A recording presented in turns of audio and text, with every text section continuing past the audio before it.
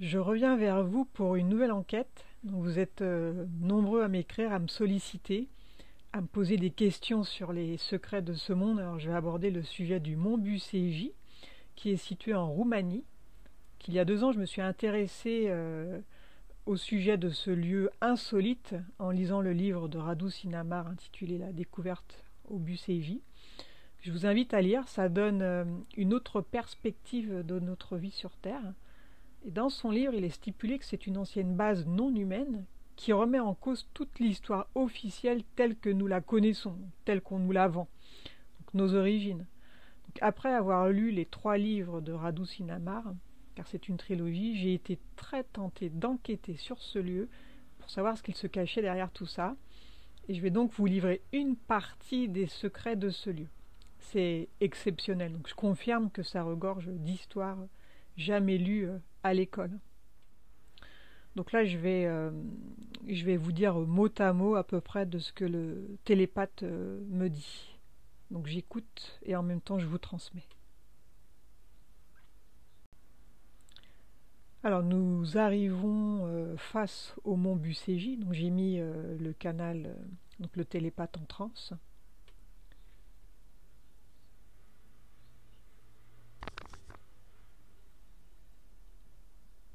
Il est devant une stèle. Il y a écrit sur cette stèle que la bonté qui rentre. On est à cette époque 2 siècles en arrière. Cette porte est accessible. Il n'y a pas spécialement de gardien devant. Cette porte, elle est connue de beaucoup. Ce n'est pas attribué juste à certains initiés. On s'approche donc de cette porte. Il y a un creux de formé. Il suffit de poser la main droite dans ce creux et ça va permettre de détecter le taux vibratoire de la personne qui se présente. Donc si le taux vibratoire est suffisamment élevé, la personne pourra accéder. Donc le télépathe là est passé. C'est un taux vibratoire à un minimum de 200 000 sur l'échelle de Bovis. Quand on entre, il y a des murs, comme dans un passage souterrain, et c'est gluant sur les murs. Lorsque l'on entre, il y a des murs, comme dans un passage souterrain, et quand il touche les parois, c'est gluant. C'est bleu à l'intérieur, couleur bleu clair.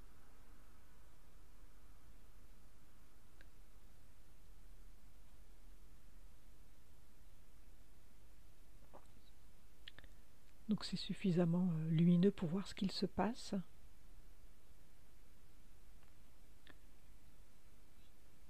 On dirait que c'est la roche elle-même qui émane de cette manière. Le télépathe se sent apaisé dans ce lieu, il se sent bien, très bien.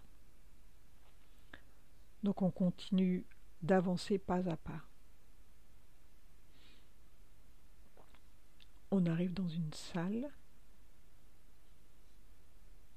Il y a des centaines d'hologrammes. On dirait des cubes.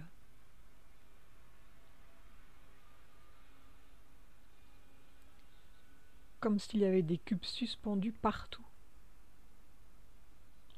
Ils font environ 30 cm d'un côté, il y en a des centaines. Ce sont comme des hologrammes suspendus en l'air.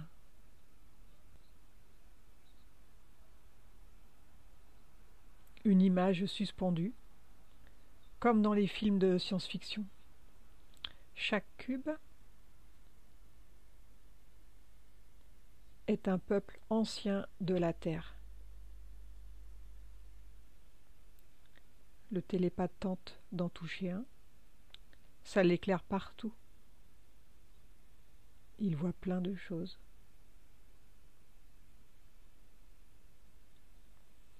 Il fait défiler avec sa main sur un écran tactile.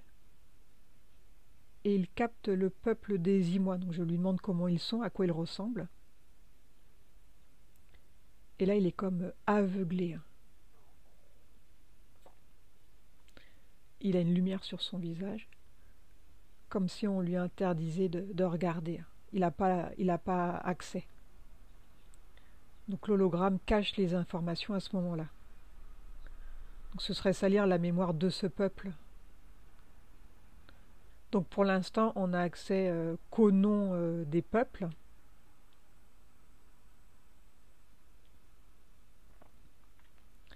Donc je lui demande de se diriger vers les peuples où on pourra avoir accès pour avoir des informations.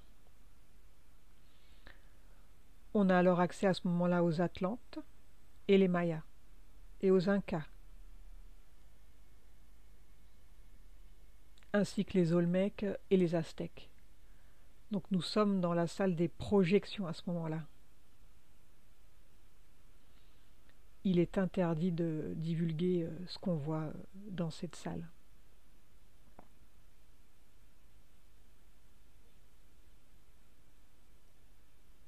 Pourquoi ils l'ont créé si personne n'a le droit d'y aller?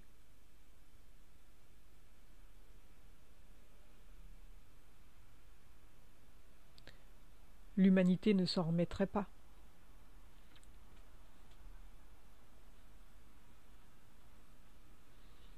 Il faut former les générations après génération, les jeunes qui arrivent. Ils ont des paradigmes puissants. Pour les enlever, ça va prendre du temps. Si du jour au lendemain on donne ces informations, il y aura les jeunes contre les anciens, des guerres sans fin. Aujourd'hui, 95% de la population n'est pas prête. En 2030, 25% de la population sera prête. En 2050, 65% sera prête. En 2055, 80%. Et tout éclatera. Qui a créé ce lieu gigantesque alors? Qui l'a construit? Les Atlantes. C'est la source qui l'a demandé.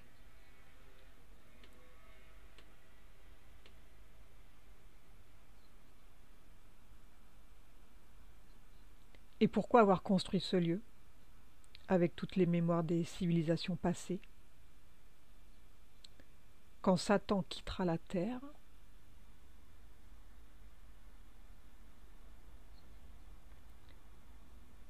ceux qui resteront devront honorer ces mémoires. Chaque hologramme donne des codes génétiques.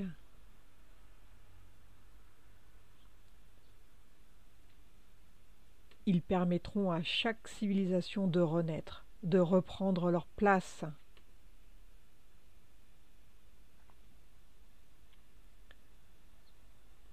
Il y a suffisamment de place pour toutes ces civilisations. Toutes les civilisations en attente pourront un jour revenir grâce à ce lieu. Une autre salle dans le monde, qui s'appelle la salle des génomes, existe. Chaque empreinte d'ADN de chaque peuple y est préservée. Cette salle est dans un lieu secret. Personne ne sait où c'est. Dans cette salle, les génomes peuvent reproduire toute trace humaine déjà existante. Il y a des incubateurs, un peu comme font les reptiliens dans les laboratoires. Ces incubateurs permettent à ces morceaux d'ADN de reconstituer ces peuples. Le jour où la liberté est gagnée, ils seront tous réactivés. Dans la salle des projections, il y a un cube qui nous est réservé, le cube des humains.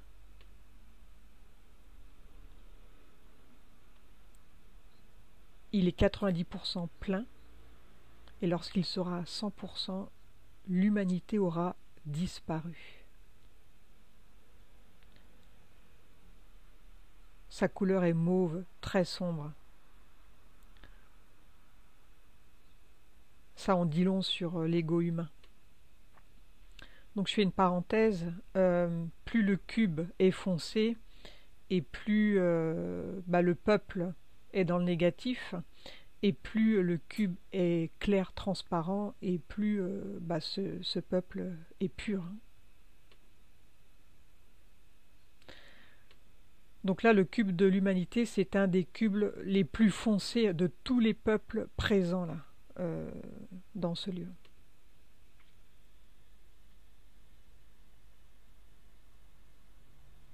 La race actuelle va s'éteindre à cause de son avidité.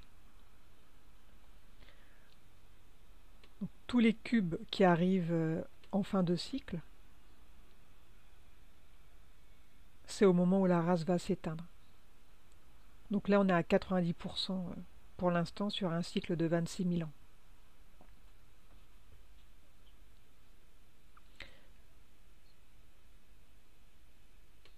La majorité de ces peuples sont encore actifs sur Gaïa. Ils vivent toujours quelque part sur Gaïa dans les autres dimensions. Donc dans la partie éthérique de la Terre, l'intra-terre si vous préférez. Donc, tous ces peuples ont d'abord vécu sur Terre, là, en 3D, qui vibraient plus en 5D à l'époque, avant que Anu arrive. Nous sommes le seul peuple à ne pas avoir accès à la partie éthérique de la Terre, donc le peuple actuel. Tous les autres peuvent.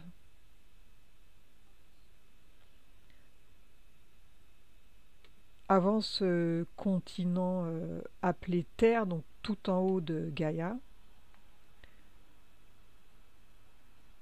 ça vibrait comme la 5D.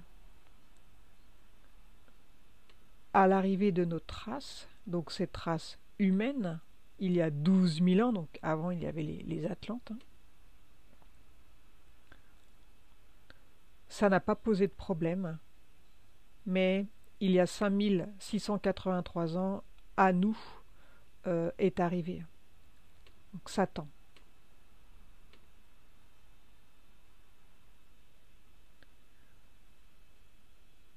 Il est arrivé d'une planète qui n'existe plus aujourd'hui.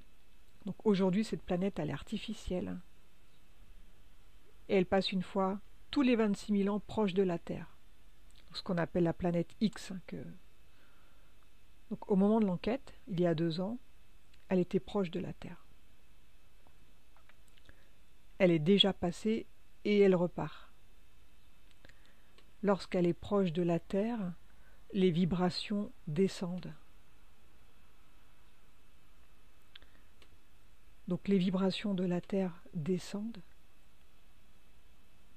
et en général, ça crée un chaos énorme qui détruit toutes les civilisations. Cette fois-ci, ça n'a pas marché parce que depuis 2000 ans environ, donc depuis la venue de Jésus, des entités positives créent des groupes pour réparer la grille.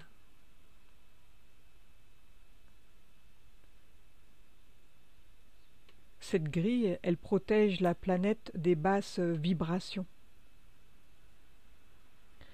Elle est indispensable, sans quoi nous ne serions plus là. Il faut continuer de la consolider.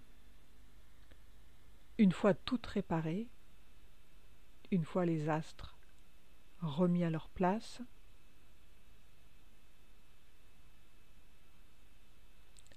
on vibrera comme la 5D.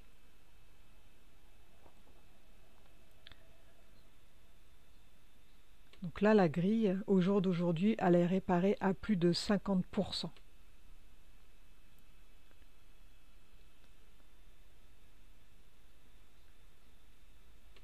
Donc actuellement, la planète X n'a plus cette possibilité de venir détruire la civilisation humaine au jour d'aujourd'hui.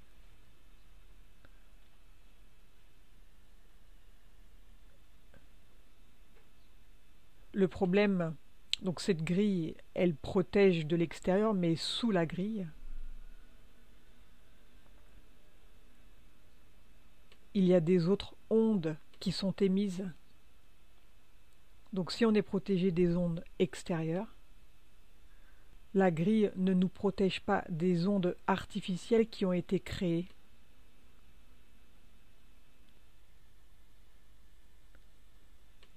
Et là, ça ne passera que par l'éveil du peuple humain.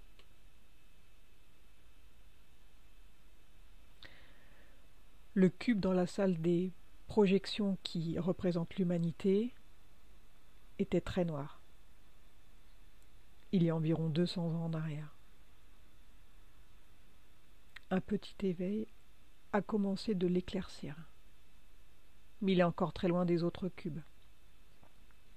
Certains sont presque transparents tellement ils sont purs.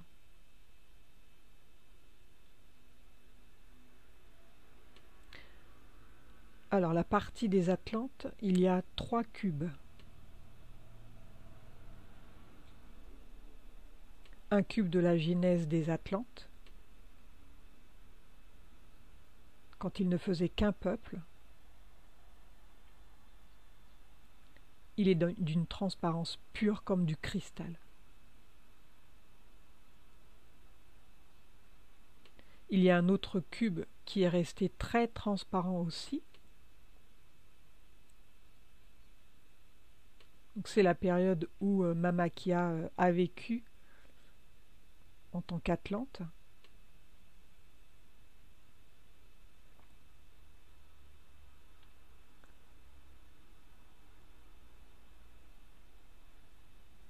Et un autre cube qui a tendance à être opacifié.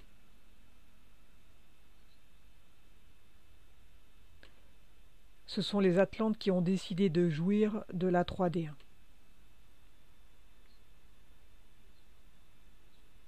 Ils sont venus en même temps déshumaniser les humains qui arrivaient. Les Incas avaient un cube relativement transparent, les Mayas aussi, les Olmèques un petit peu moins, les Aztèques étaient assez sombres. Donc, tous les peuples à partir des Atlantes, donc tous les peuples dits primitifs, qu'on appelle primitifs, ont connu Anu, Satan. Il s'est montré sous diverses formes. Les religions ont commencé. Et à partir de là, ça a été une catastrophe. Donc il est arrivé il y a un petit peu plus de 5800 ans.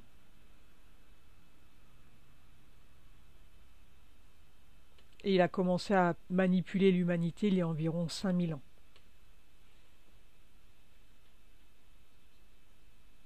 Il a mis en place des astuces pour contrôler. Il a commencé par détruire les grilles énergétiques.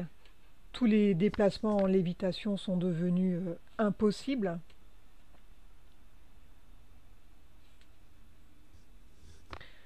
Ils avaient du mal à aller d'un endroit à un autre. Ils pouvaient traverser les océans, faire voler des avions et bien d'autres choses à l'époque.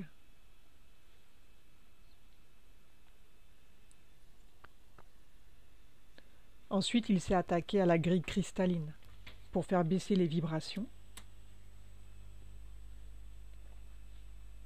Il a attrapé les plus faibles, les a modifiés génétiquement.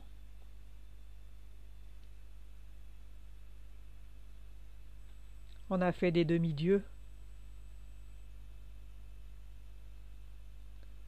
les a dotés de pouvoirs qui n'en étaient pas. Je parle des pharaons, entre autres. Ils avaient le pouvoir de maîtriser la lévitation, la télépathie. En réalité, ce ne sont pas des pouvoirs.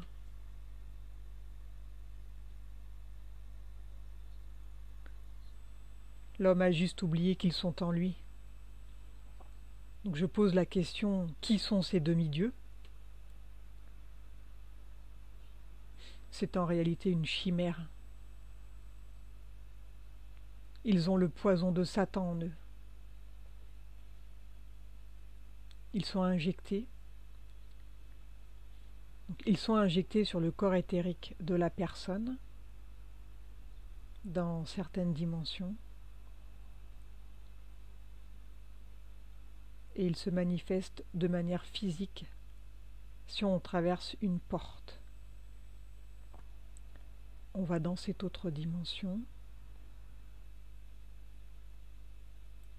Donc, quand on revient dans la 3D par cette même porte, le Goa'uld se manifestera physiquement.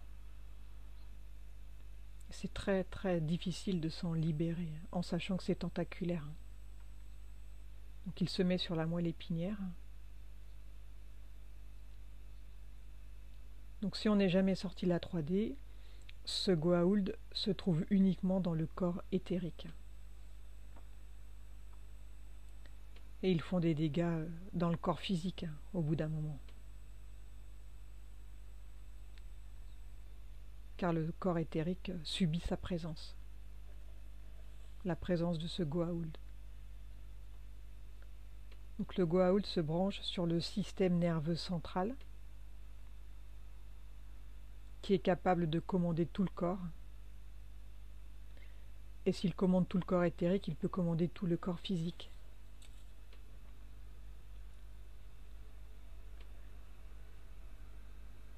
Il se branche également sur le nerf optique, ce qui crée ce cercle autour de l'œil.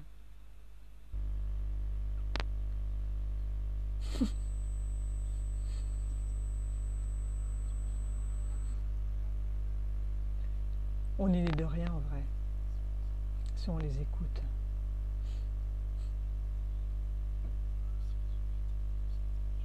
Donc, si les humains étaient un peu plus intelligents, s'ils avaient suivi le peu de clonage qui a fuité comme Dolly la brebis, ils auraient compris qu'on peut créer un corps directement. Comme on en a envie. En aucun cas, il n'a subi des évolutions.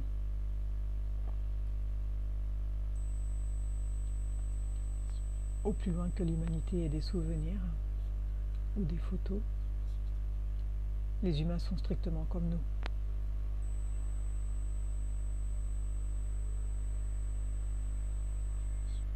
Ils n'ont jamais subi une quelconque évolution. Ils ont plutôt subi une involution très forte. Ils nous font croire à tout et n'importe quoi. Et ça marche.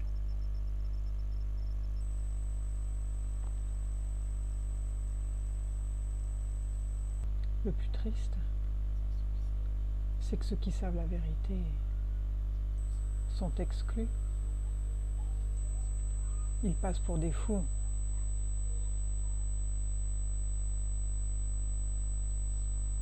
C'est comme les platistes. On les fait passer pour des fous.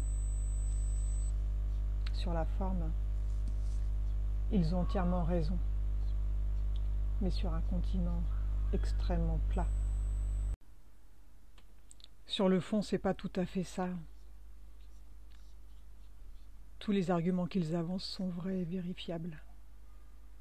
Même avec la science. Ceux qui réalisent que c'est vrai n'en disent rien. Pour ne pas passer pour des idiots. La majeure partie des pilotes de ligne ne comprennent pas les trajets qu'on leur fait faire. Personne ne s'en préoccupe. On ne peut pas lier le pôle sud et l'Afrique au pôle sud de l'Amérique, sans traverser des terres. C'est strictement impossible.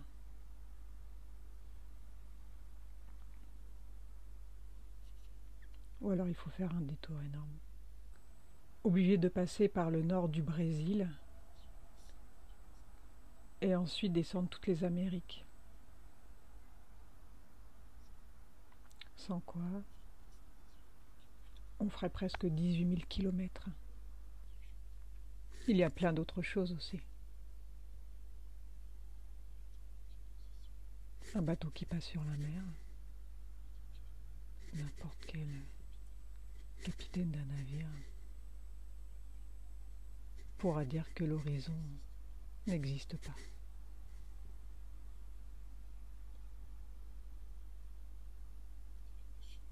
Il y a des phares qui sont visibles jusqu'à 400 km. Si la Terre avait l'angle qu'on lui donne, un navire ne devrait pas voir ce phare. Notre science le démontre. Beaucoup de capitaines disent voir des phares parfois, avec des longues portées, jusqu'à 550 km. C'est énorme. C'est surtout, si on écoute les scientifiques, c'est impossible.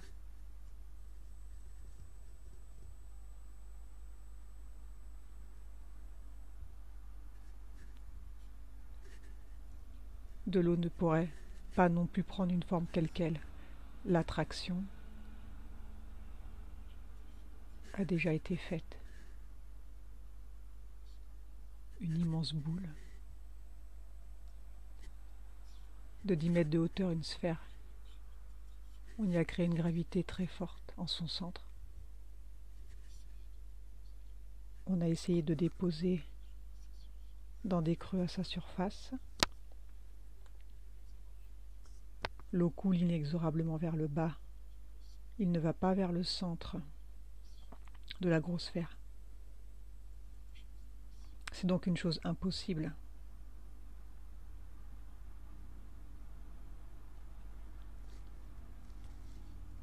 Il y a des milliers d'exemples.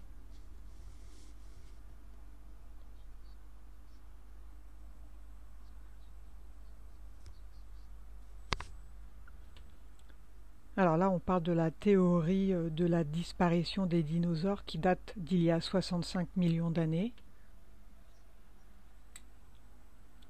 Il y avait quoi à cette date, à ce moment-là, sur Terre, donc il y a 65 millions d'années?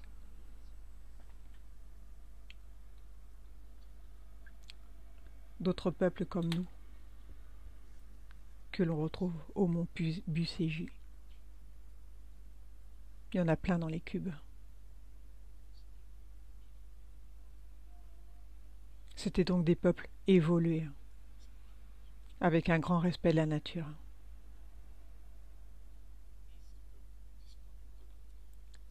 Ces peuples ont disparu de la Terre, mais pas de Gaïa.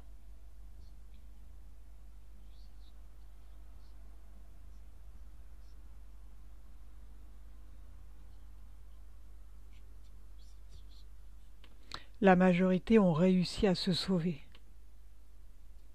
Quand Anu est arrivé. Anu est arrivé sur ce continent Terre.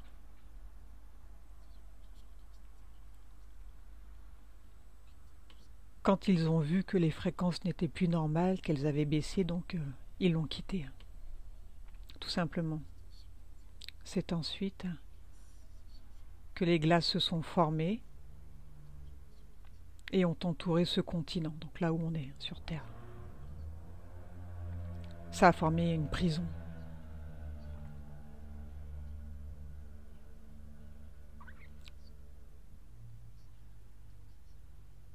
Donc on va aborder l'Atlantide et la Lumérie. On va voir si c'était en même temps, à la même période. Oui.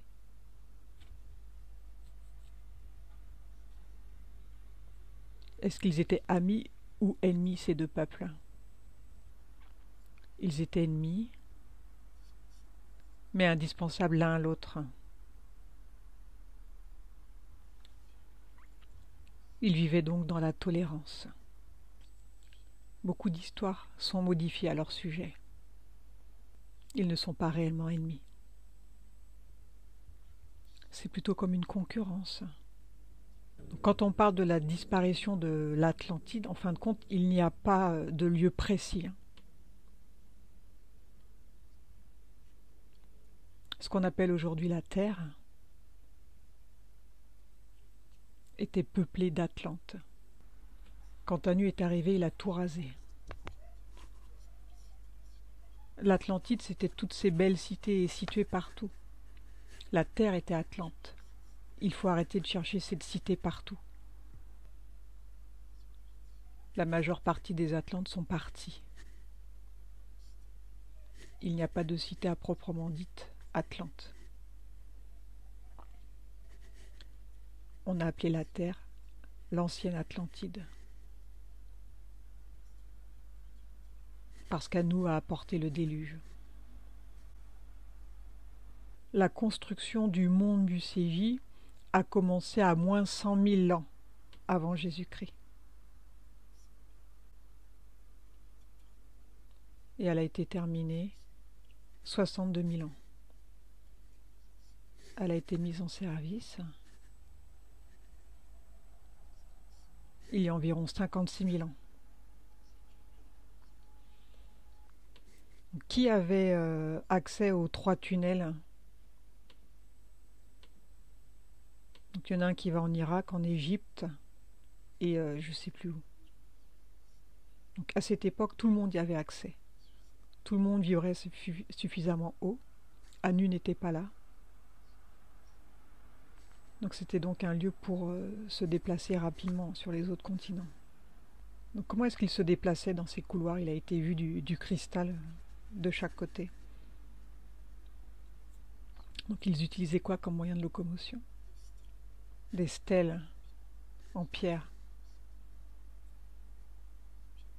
Des pierres ovales, comme utilisent les Hertziens. Exactement la même technologie, en fréquence identique.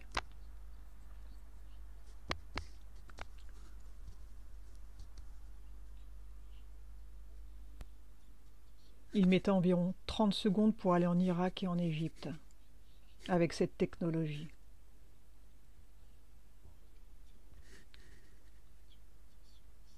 En réalité, quand tu montais sur une stèle,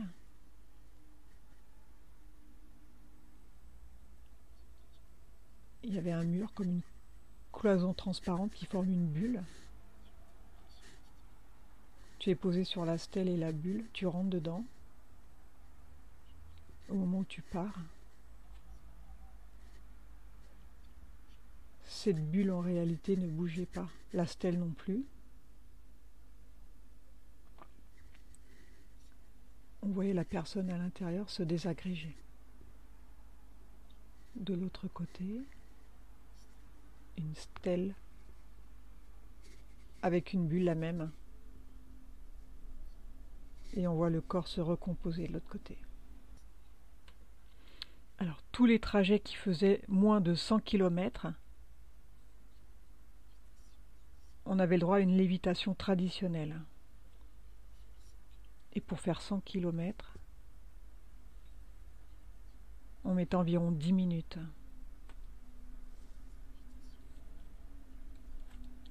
Donc même en lévitation normale, on pouvait aller très loin. La salle de projection n'avait pas pour but d'être une salle de projection de base, puisque les peuples n'étaient pas destinés à disparaître. C'était un centre névralgique comme un échangeur autoroutier. Quand Anu est arrivé, les Atlantes ont pris peur et ont codé des portes et ont décidé de faire de cette salle la salle des souvenirs. Ils ont codé, informatisé et mis sous forme d'hologramme et psychique. Cette salle, elle est remplie. Elle est pleine de toutes ces civilisations.